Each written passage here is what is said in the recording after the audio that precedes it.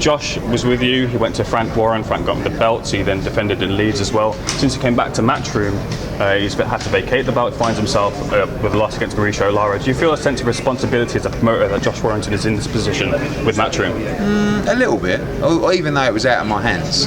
Because when we signed Josh Warrington, we did a big press conference at Headingley, having done a deal to stage the Kanzu fight there, with Kanzu signed to fight for the Ring Magazine belt. Unfortunately, when Josh Warrington didn't want to fight Kid Galahad, he had no choice but to vacate the belt. He then lost to Mauricio Lara. So although I don't feel any of it was our fault, of course I've been part of that process where it's all fallen apart for him. So I want him to win so desperately on Saturday, but at the end of the day, you have to fight and you have to win. And if he wouldn't have beat Mauricio Lara, we probably would have been here on Saturday fighting Kanzu or someone else, you know. But unfortunately, he lost that fight, and he's got to try and put it right on Saturday. Have you kept it in your hands though? Because from that, Mauricio Lara gets signed. Kid Galahad the belt is still with Kid Galahad at Matchroom. Matchroom kind of benefit from the essentially at the expense of Josh Warrington. No, I mean I think obviously we've heavily invested in the division, and the fighters that we've invested in have come through and won world titles. So I would have rather Josh Warrington won that fight against Mauricio Lara, and who knows what would have happened with everything else. But in the meantime, yes, Kid Galahad signed with Matchroom. He's got an IBF championship. Lee Wood signed with Matchroom. He's got a WBA championship. But we desperately want to see Josh win on Saturday night. Can I ask you about the situation with Anthony Joshua? You've left Sky now, but you and Sky find yourself on both ends of the field trying to get AJ signed to either platform. What's the position with that? Wrong. I saw this a lot. There's a big difference, in our contract of Anthony Joshua is with Matchroom. Okay, we don't push him towards Sky or DAZN. We push him to the best commercial deal for him, in association with 258 and Freddie, and of course AJ, who is the boss. So we're not looking to bring AJ to DAZN. Is that not a deliverable for DAZN? Is it deliverable? Yeah, no, is that not an objective for DAZN? Yeah, of course. Every broadcaster would love Anthony Joshua, and that's the problem that we're faced with now, because Sky, of course, see BT, DAZN. Amazon, so many different broadcasters have the desire to land Anthony Joshua. Sky, great platform for pay-per-view. He's hit some incredible numbers there, and right now it's just a focus on Usyk. But in the situation of AJ, it's not the choice of Sky or Matchroom and DAZN. AJ's with Matchroom, and we will work together commercially for the best opportunity for him, and we will look at all opportunities. As I said, sit down with 258 and the team and make the best decision for him. A couple more from me. Just wanted to ask about Billy Joe Saunders, who came out and said that he'd take $5 million to fight Chris Eubank Jr.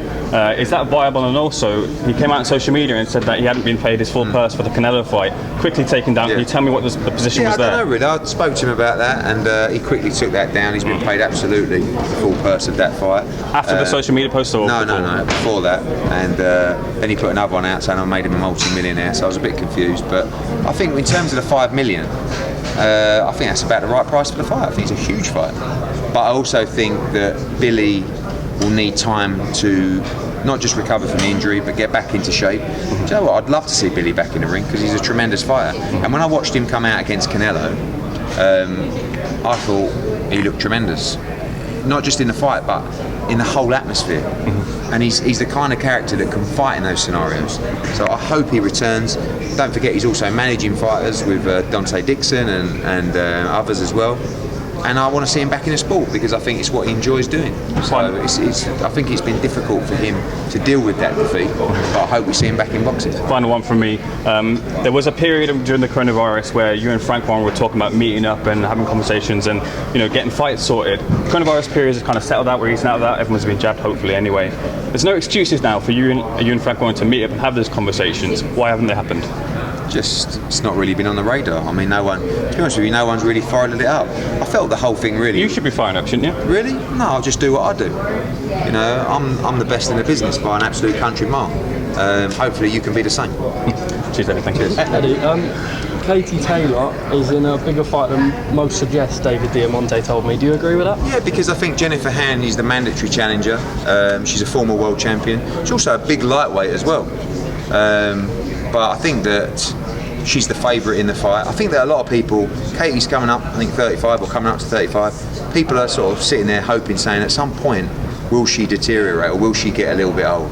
I don't think so just yet. So hopefully she can win on Saturday, and then we can move forward and make the Amanda Serrano fight. I think that's the ultimate fight to make. Maxi Hughes seems to never stop going. If he wins this, he's in with all the top guys at 135. The world is his oyster. Yeah, it's a tough fight. It's a different kind of level to the level that he's been boxing at. And Straffon, you know, I think Maxi's got a good style to beat Straffon.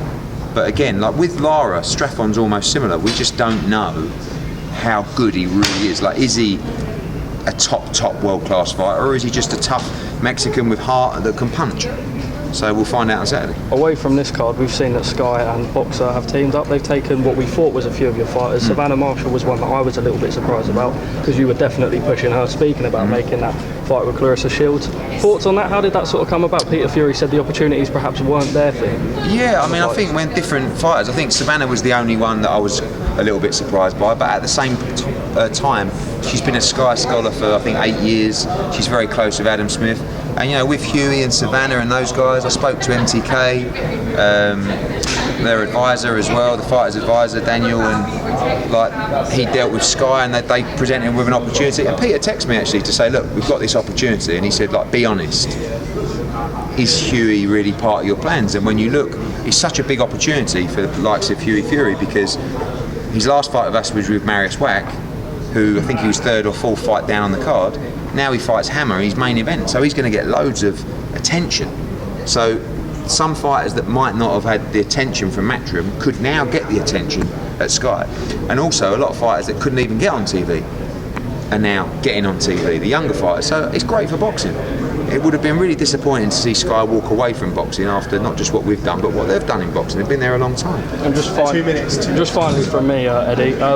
Josh Warrington this weekend, I know you've mentioned it, but if he loses here, is there any way back into the sport? I think so. I mean, I think he could still move up and fight at super featherweight. It's a great division. But back-to-back defeats are always difficult. Eddie, talk to me about the increase of price with the zone, $7.99. How do you feel the reaction's gone down with the fans? Really good. I mean, other than standard modes, but I mean, I think anyone with half a brain cell would know that $1.99 was an introductory price. I think most people felt it would go to $9.99. I think the key really is when you look at, obviously Saturday's a huge night as well, so's Liverpool and Fowler in the undercard, but the keys are things like the Dillian Whyte fight. You know, where you've got a night that is £20 with Sky, is now $7.99 for the same product, but also with a month full of fights as well. Yeah. So there's another big show to be announced in December and in November as well. The key is to produce those fights that would have been Sky pay-per-view as part of your monthly subscription. Of course, we're doing that with Dillian Whyte. I think Saturday's close. Smith Fowler, great fight, not a pay-per-view fight, but still a great card. Another big pay-per-view fight coming in December, so that's when you start looking at value. And again, our US schedule, which a show will be announced this Saturday on air, and also November and December as well. So I think, next week we've got Friday night we're in Austria for Hrgovic. Saturday night we've got Laraja against Sharrat with Jordan Gill. I think Dalton Smith's on in Austria, John Ryder. It's every week, and that's what we want to get to with the Zone, is to having a show basically every single weekend. And Eddie, talk to me about the return of Dillian Whyte. He's returning in October at London. Who's he going to be facing? Will it be Franklin? Will it be Charles Martin? I like the Areola fight, to be honest with you. I mean, he wants to fight Andy Ruiz, and I think they had a good fight last time out. I think Whyte against Areola would be a war for how long it lasts. The EBU have ordered him to fight Marco Hook, which was a bit of a strange one, and we haven't really thought about that. That came through last couple of days. Jermaine Franklin has actually signed an agreement to fight Dillian Whyte. He's 20-0 from America. But I think of those guys, I would, from a profile perspective and a US perspective, I would choose Areola. And finally, I spoke to the WBC president last week. He told me that Jake Paul was great for boxing. Do you think he's great for boxing? I don't think he's doing any harm. Yeah, I mean, it's quite remarkable what those guys have achieved. Like, if you look at the show, it was pretty impressive. I mean, as a promoter, I watch him come out. I mean, what was there, 15,000 people there, loads of hype. I'm sure it did great numbers. The product, in my opinion, is not great. Like, they can't really fight, and I think when you talk about a novelty act, it's only novel for so long. But you have to respect what they're doing, and at least he's fighting. Like, he's, you know, I mean, he's better than some fighters. I think he's better than Fury, Tommy. That is not Tyson, obviously. No, I don't. I mean, I heard Tommy Fury look dreadful, but you know, Tommy's a young fighter, and you know, he's a boxer, but I've no idea who'd win that fight. But I just don't think Tommy's a big enough. Like, for me, if I'm Jake Paul now, I'm going, let's be honest, it's getting a bit boring, and it's going to get harder to make this kind of money. Let's just fight Conor McGregor or someone like that. let's go to the bank and let's make it at 170 something if he can get down there, and just let's almost end this now. Do you know what I mean? Because it's gonna, like, I haven't watched the whole fight, but I watched some of it and it was pretty bad, and it's gonna get worse and worse. Yeah. So I think just cash in. But I think what they're doing, I don't see any harm to boxing. I think the biggest thing is it puts boxing under more pressure to produce, because they're doing good numbers. Like, I don't know what, I mean, sometimes you hear it's 500,000, sometimes you're 1 million, even if it's anywhere in the middle. Manny Pacquiao did 200,000 buys. So you have to be careful in the sport that this doesn't become the norm, because I don't want that as the norm. What numbers are designed doing this? Big numbers. I mean, every show at Fight Camp was pretty much double the audience of our previous Sky show. So, you know, we're in a great position. Now we have to keep the schedule nice and strong with the inevitable increase in price, but many people thought it would be a lot more expensive than $7.99. So, but we have to keep the volatility of the schedule and the quality of the schedule. I was just going to say, do you think you mentioned Jake Paul, Conor McGregor? Do you think Jake Paul could beat Conor McGregor? No. Not even in boxing rules. Not talking UFC in a cage, but no, boxing. I think with Conor, I don't know enough about his history, but I do believe he has some kind of sort of amateur pedigree in boxing. Like Tyrone Woodley didn't do anything. Like, he just followed him around. And by the way, I was actually joking about it the other day with my old man, because I said, someone said to me, would you fight Jake Paul? To me. And I'm like 250 pounds or something like that, right? And I'm thinking, well, I'd have to cut a leg off like that. And my dad said to me, you know something, he said, you'd be fucked after a round. And he's true. So one thing I do give Jake Paul credit for is he does 8 threes. That ain't easy, you know? And I know it wasn't at a ferocious pace, but you have to respect him for getting in there. And he took a couple of right hands. But they're very clever, these kids. I mean, don't forget, I did a fight with Jake Paul against Anderson Gibb, and I did Logan against KSI. They're very bright people. So, and he's putting the work in. But I just think now, if I'm him, I'm not gonna just take average money and get beat. I want to take it to the, you know, I want to say to Conor McGregor, Conor, what are you doing in MMA? This does 2 million pay-per-view buys. This fight, we're both gonna make a fortune. None of us will get hurt, which is the important thing. So, Eddie, what's the latest with Demetrius Andrade? So he's going to fight in November. I keep reaching out to PBC about the Charlo fight, but I must have the wrong number, so I don't get any replies on it.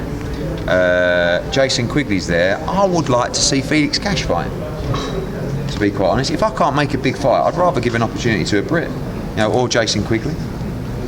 I heard you were heading up to Sheffield to see AJ. Have you been to see him since? I saw him last week at the Sky promo. Relaxed, in great shape. He's got great sparring. Just flown some more sparring in today, actually. He feels good. People saying Usyk's his toughest fight. What do you think? Possibly. I mean, I still think there's question marks, isn't there? I mean, listen, maybe Usyk has now adapted to the heavyweight division, and he's going to be a major problem. Or maybe you'll get what we saw against Chisora, which I don't think will be good enough to beat AJ. Eddie, we saw Frank put on some of his fighters on the Jake Paul card. Is that something you would potentially look into doing, putting some of your prospects on a Jake Paul undercard or a card of that kind? Done it about 3 years ago. Yeah, and you wouldn't want to put it in again? I wouldn't. I don't think I would do another YouTube fight right now, a YouTube fight. And I don't actually class Tyrone Woodley against Jake Paul as a YouTube fight. I class that as a fight. To be honest, I don't see why we shouldn't class that as a fight. It's 8 3-minute rounds with 10-ounce gloves on. You know, one of you guys could go and try and get a license and go and have a fight. So, but I think the model works well. When we did KSI against Logan Paul, I put Devin Haney on, I put Billy Joe Saunders on, and last Saturday they put Daniel Dubois on and Tommy Fury on. It's great for them. You know, when have they ever boxed in front of an arena like that with 15,000 people? I don't think they've boxed in an arena with 5,000 people. So big eyes in America, and I think it was good for Dubois and Tommy Fury. And Eddie, any talks of potential fights on the undercard of Dillian Whyte show on the 30th? Yeah, we got a press conference here tomorrow. No, at the weigh-in, where we'll be announcing some big news for just something that's very interesting coming up, and a fight that will be on the undercard for that fight on October 30th, and it'll be another Smith Fowler, Warrington, Lara type undercard. You know, we're going to stack these things from top to bottom.